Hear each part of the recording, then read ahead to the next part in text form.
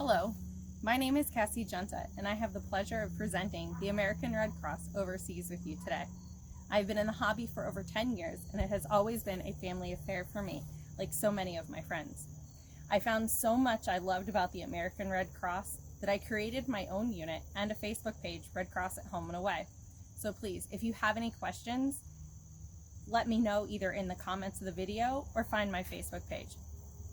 While I'm speaking to you today about the Red Cross, I will also be working on a recreation of the molasses donuts that they made and served to thousands and thousands of Allied troops. These donuts were made for the troops all the way into Vietnam. Some of the veterans that I have met over the years have told me that these taste just like the ones that they got and reminded them so much of the lovely ladies that served them. So let's get started with the donuts. They were commonly called sinkers because they were a very dense cake-like donut. They have a very distinct taste and smell due to the molasses and ginger being used. If you'd like the recipe, like I stated before, please feel free to find me on my Facebook page, Red Cross at Home and Away. You can even contact the event that's hosting these videos for this weekend. So step one, I am going to gather all the dry ingredients and sift them together. So I have to do half of the flour. So it's, I already have a scooper in here. So 1, 2, 3. Also need a 1/4 teaspoon of baking soda. So you start with 3/4 cup of flour, a 1/4 teaspoon of baking soda, a 1/4 teaspoon of salt, and a 1/4 teaspoon of ginger.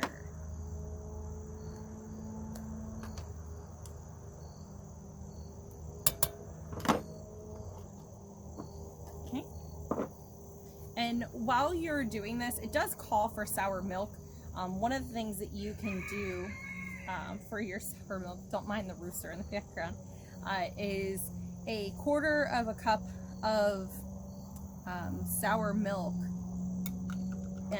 or a 1/4 cup of milk, and a 1/4 teaspoon of lemon juice will give you that sour milk, like buttermilk consistency, or you can just use a 1/4 cup of buttermilk. So I'm going to sift these.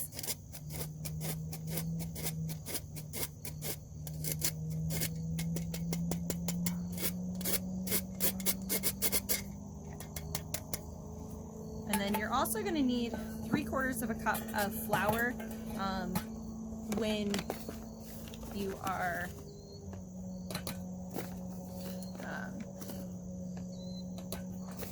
mixing in with the wet ingredients. So we're just going to fill that there and go ahead and have that all ready. So we are going to, now at this point that we have this together, I am going to take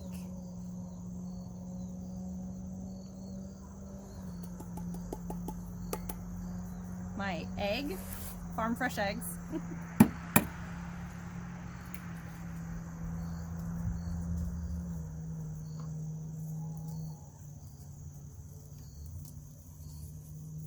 got a couple shells in there,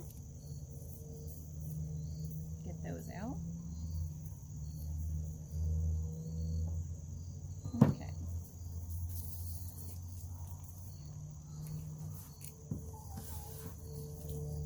My lovely chickens love eggs.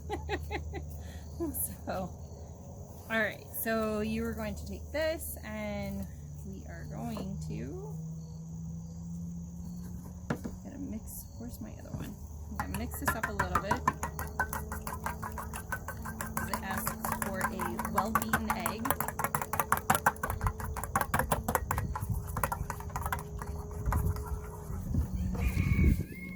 Before this blows away.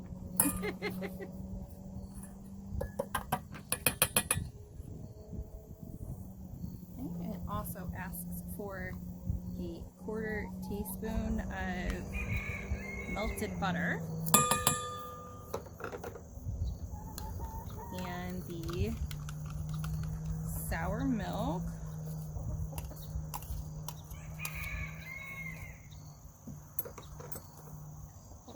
And the molasses.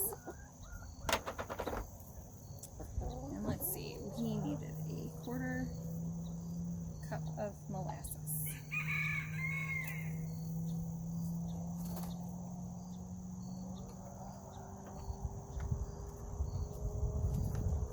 The first time I made these, I forgot the ginger, and I can tell you that there really wasn't that much of a difference in taste. So you are going to mix all of your wet ingredients together.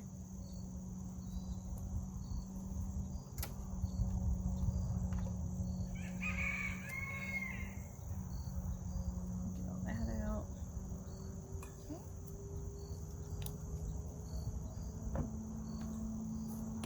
Mix that up better. Okay. So while I'm doing this part, I'm going to give you some little tidbits of information about the Red Cross, because this part takes a minute to do.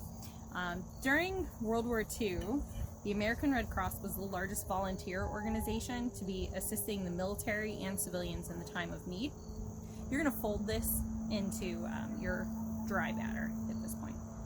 They recruited 104,000 nurses for military service at home and away. They distributed 27 million care packages to Allied prisoners of war. And some of those care packages were everything from basic candies and chocolates and comforts of home to seed kits, so they could grow their own gardens in the camps. Some of those kits also went to civilian refugees who had nothing. My chicken is trying to be in the video. They also gave ditty bags to the troops at port of embarkations with contents that reminded the servicemen and women of simple comforts of home. They were the largest supplier of bandages to the military on an all-volunteer base, with over 3 billion bandages produced. They also sewed clothing and surgical garments, and they knit items as well, such as vests, scarves, and other knit garments that were needed. They worked in various positions, from secretaries in the field to on the front lines with our troops, like a field service male who was with the 4th Infantry and landed on D-Day. He volunteered to go in as part of the medical unit.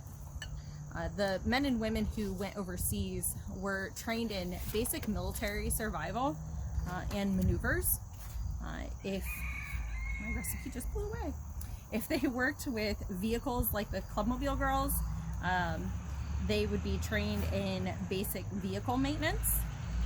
Most of them were not only issued uniforms like you see behind me, the approved Red Cross uniforms, such as your military welfare service uniform. This is a summer one. This is also a summer style, the seersucker, and then this is the summer wool weight. This one, she took it as a 4-pocket and had it cut down into an Ike. And then you also have Clubmobile Ike jacket, and you have the Canteen Corps. These are some of the main uniforms that you would see overseas outside of the nursing service.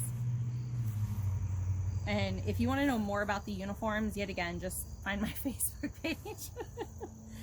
The most common units overseas were the Canteen and Clubmobile ladies. Most of these ladies were college educated, they were unmarried, they were usually older women into their mid to late 20s. The canteen services served over 1 million meals with roughly 2,000 volunteers. These canteen workers, not only did they work in the clubs, the aero clubs, the clubs in England, the clubs here in the United States, but they also worked at the docks and depots all hours of the day and night. making sure that the servicemen and women got food and drinks while awaiting their orders. So both the canteen and clubmobile workers were not only friends of these troops, but they were trained in basic mental health before they were even sent overseas. Because you need to learn how to deal with some basic psychiatry. They were some of the first contacts these troops would have with people that were not part of their unit. Can you imagine these girls pulling up in these big CCKW trucks called clubmobiles or cinemobiles? And this is the first physical contact that these men would get with 3 ladies. And it really didn't matter how beautiful they were, because they hadn't seen very many women in a while, so they were all very beautiful. But in speaking, a lot of them were very beautiful. Some of them were artists, some of them were nurses who had left the field to serve in other ways because they couldn't go into the military service. Some of them were librarians, but each one of them had a unique role. Most of these trucks that they would come out with were outfitted with speaker systems, so they could play music and have like a small field dance. The cinemobile trucks had some of them had a drop down side where there was a piano, and the Red Cross could recruit some of the guys to do skits with them, so it's kind of fun. They would also use smaller vehicles like Jeeps and trailers. There are some photographs of Red Cross girls in the PTO using some Axis trailers.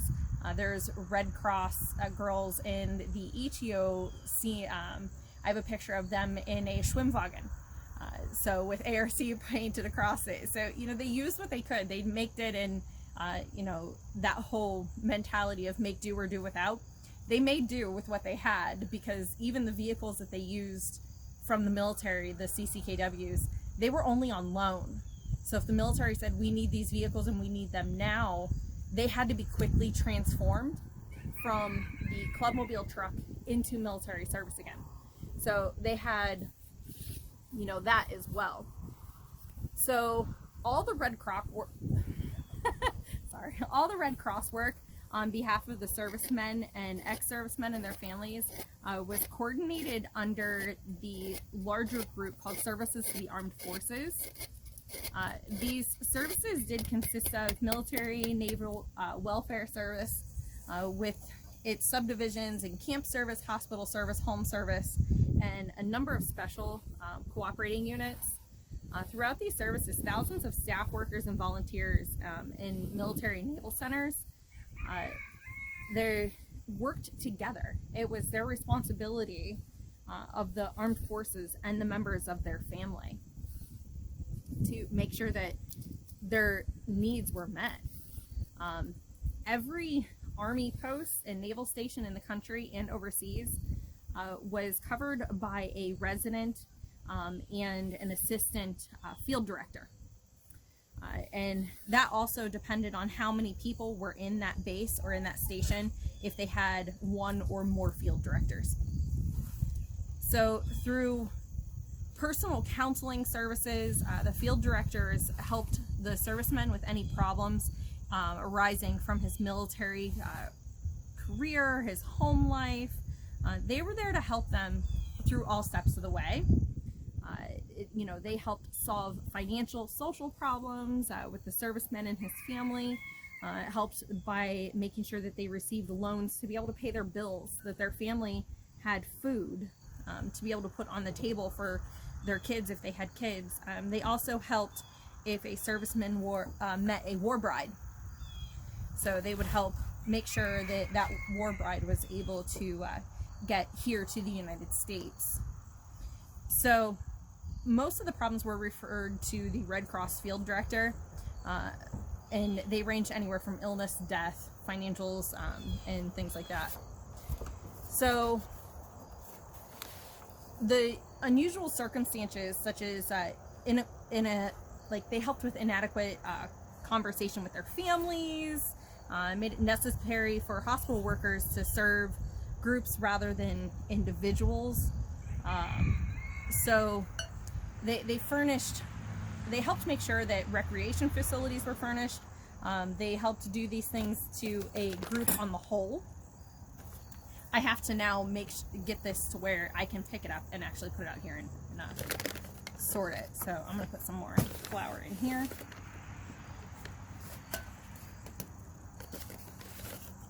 Doesn't take much. I'm going to turn my air fryer as well. Okay.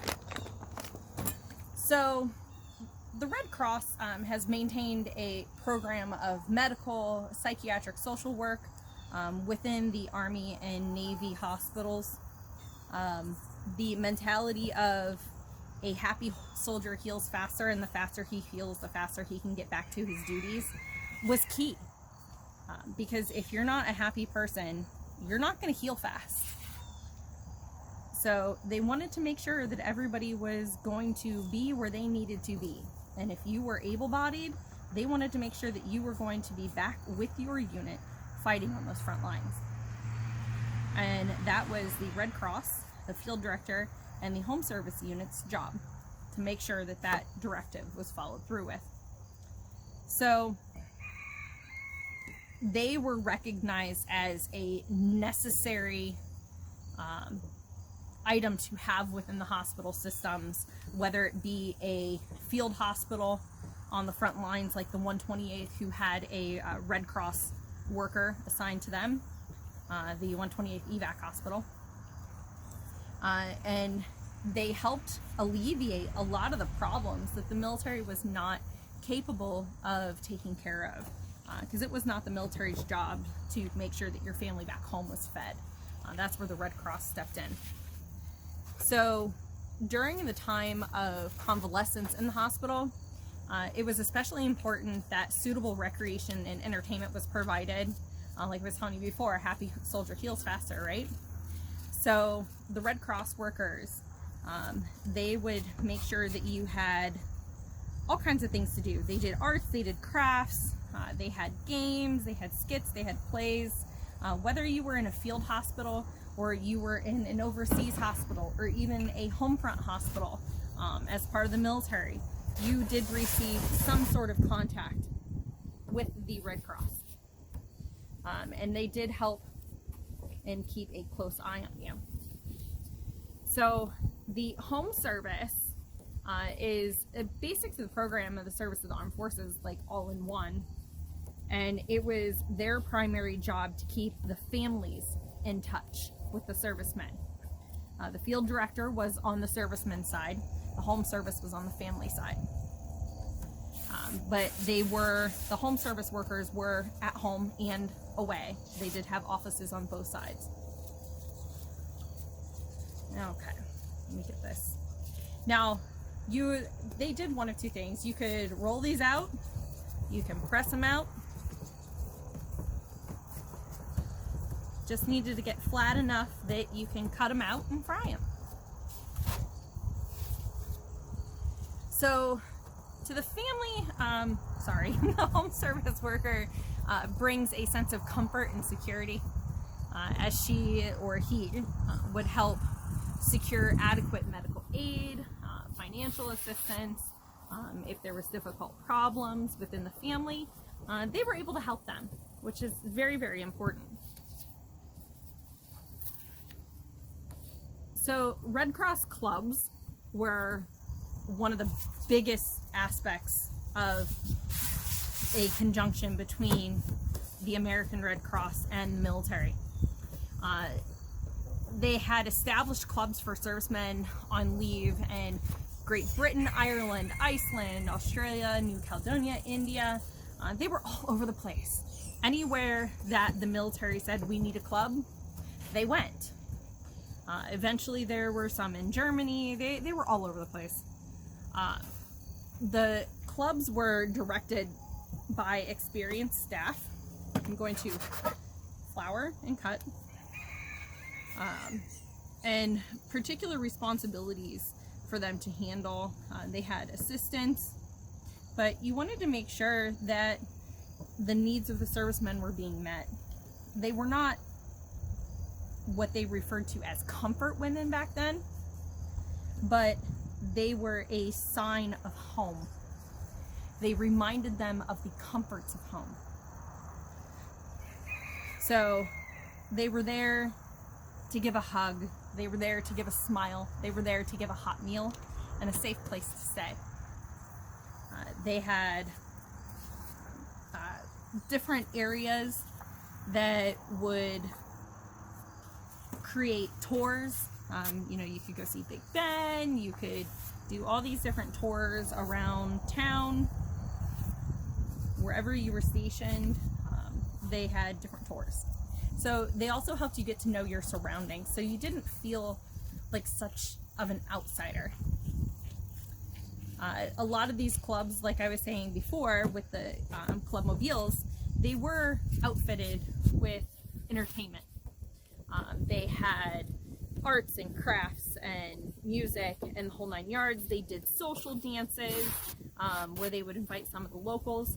They also, it wasn't just the Red Cross girls that worked in these clubs, it was also local volunteers that they brought in to work into these clubs as well. So books, everything like that, it was really, really important. These ladies were the first line of communication to the men and their family.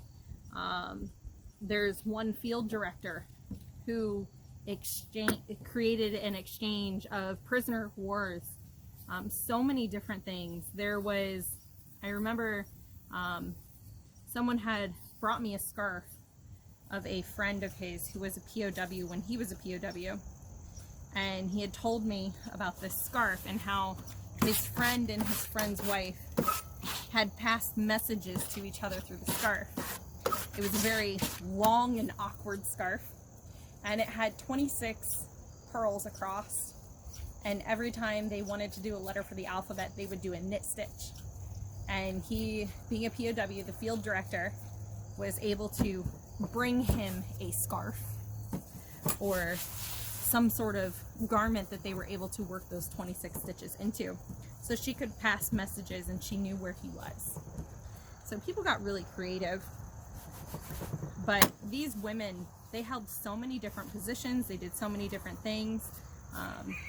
It was a big feat for them. The role of women in war was never a super friendly one, but they made it work. They gave these guys hope, they gave them faith, and they helped them keep fighting for the country that we know today. They fought for our freedoms. And these women, when you ask them, because I have met a few of them, these women will tell you that my service was not important. What I did was not important. I answered a call. What my husband did was important. So they took pride in what they did, but they never wanted to be acknowledged for it. Okay. So I'm going to finish this video up here real quick. Get some of these fried so you can see what they look like. Alright. Get some lovely donuts.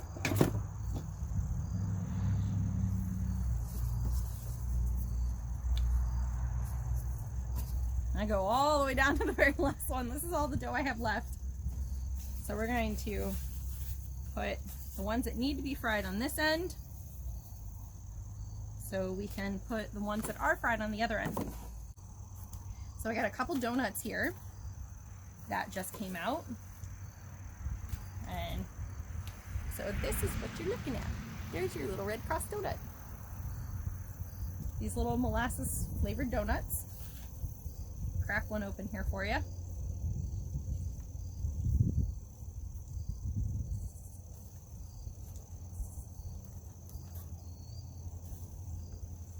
See?